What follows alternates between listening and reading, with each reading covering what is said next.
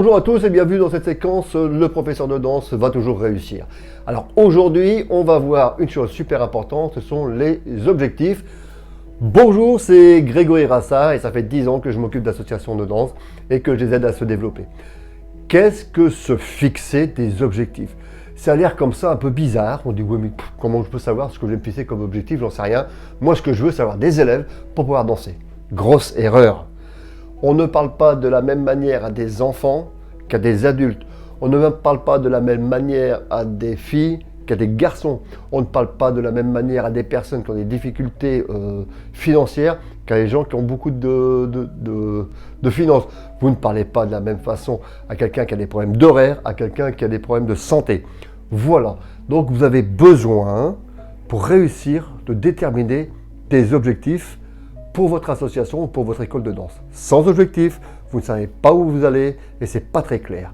Fixez-vous des objectifs, soit par catégorie de danse, soit par catégorie d'âge dans votre structure. Si vous avez plusieurs,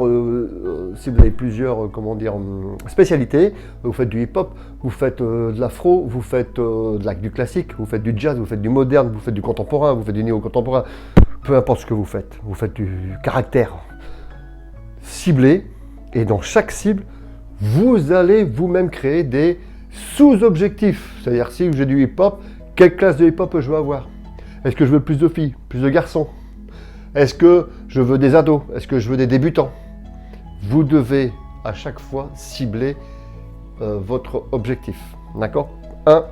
Ciblage. Deuxièmement, vous devez déterminer le nombre de personnes que vous désirez avoir au sein de votre association ou de votre structure de danse. C'est hyper important.